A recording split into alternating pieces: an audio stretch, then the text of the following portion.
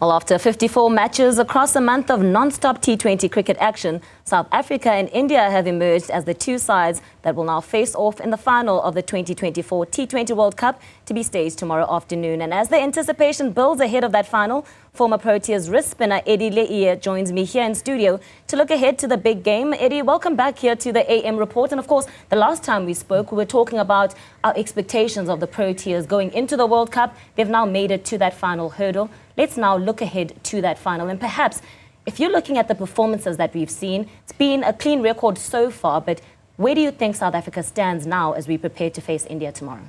Yeah, good morning, Andy, and nice to be here again.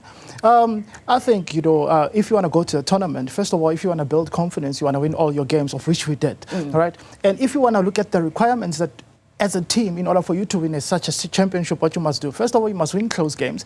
Number two, you must have clean record for the team confidence, and you want your batters and your bowlers to perform. And actually, we've done that. So I think for now, it's just up to God and us for us to win this tournament. And you're saying, well, one of the things is you must win close games. The other question people would ask is, should those games have been that close to begin with? No, it is okay. If you look at the history that we come from when we have been labeled as chokers, right? So it means that we have an ability to win close games. But now in this World Cup, all the close games, we won by 1 run, some with 7 runs, some we get KG bowling there in the death overs and doing that.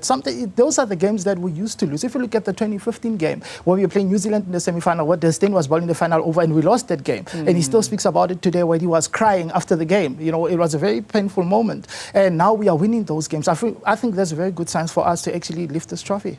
And the psychological element has been spoken about quite a bit, and even in the intro we're talking about righting the wrongs of the past. What do you think the mood is going to be like in the camp now of the Proteas as they prepare for the final, knowing that it's not just about them, but about the entire country and perhaps doing something right that many have gotten wrong before them? If you're looking at Donald should have run and all the other flashbacks that people have when you're thinking about the Proteas in knockout matches, what do you think the mood is going to be like now?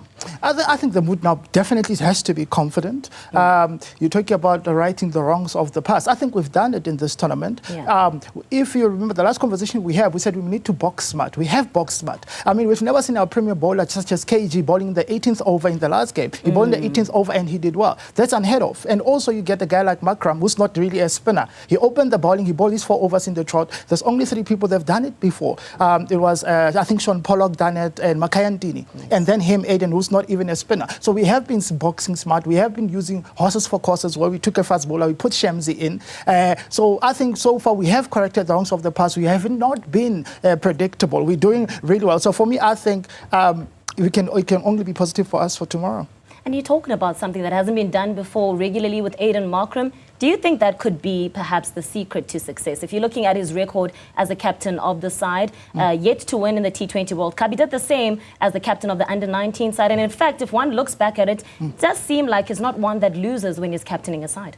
Yeah, true. I mean, if we're going to go with superstitions and say maybe he's a lucky charm, he is. He won the 2 SA T20s, he won the SA Under-19 World Cup, and now we're in the final for the first time. It's him again.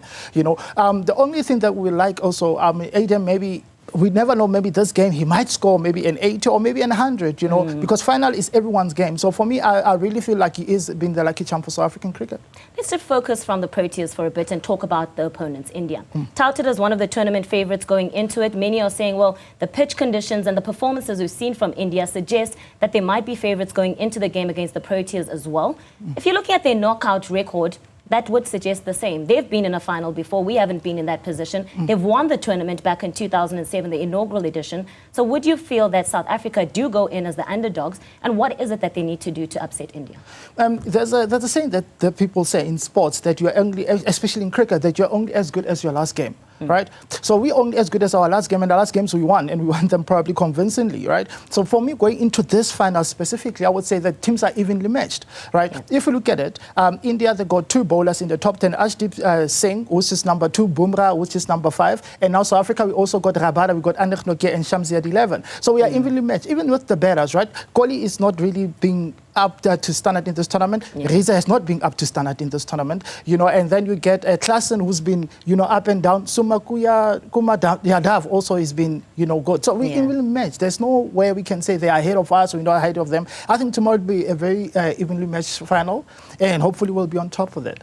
Are we really evenly matched, though, if you're looking at the previous game, the semi-finals that both sides played? Because if you're looking at how we won against Afghanistan, a 9-wicket victory, if you're looking at it, seems convincing. But was it more about the batting of the Afghanistan team that wasn't up to standard, or was it the Proteas that did extremely well in that game? And on the adverse side or inverse side, you look at India, who recorded the second biggest win in T20 knockout matches in terms of the margin, 68 runs against a side like England. So does it not give an indication that India might be the stronger side going into the finals?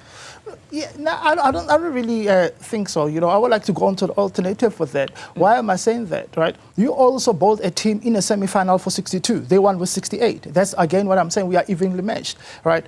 So for me, I just think that India have played well in this tournament, and we can't take that away from them. We also played well. We can't take that away from us. And that's why I'm saying that I think we are evenly matched going into this final.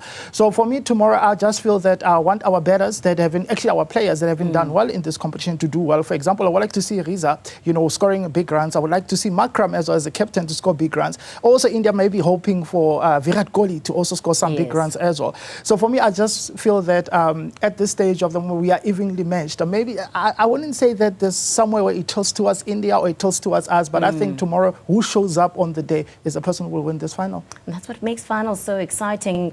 A game of fine margins. You've played in the Caribbean. It's going to be staged in Barbados. Talk us through the pitch, what you expect that to be like, and perhaps how South Africa can use that to their advantage. Yeah, Barbados is really a better pitch, which is good for our batters, right? It's really a better pitch. I remember we played there against Barbados, the side, the home side, it was St. Lucia. I was representing St. Lucia, and Ben Smith scored 100 against us in that pitch. Like, it's quite flat. It favors the batters. Spin will always be in play. I remember a good friend of mine who's also West Indian spinner, Samuel Badri, bowled 4 overs for like 18 runs. So spinners will be in play, and also the batters. It's a batter's pitch, it's a batter's paradise. If you're a batter, you want to bat in Barbados.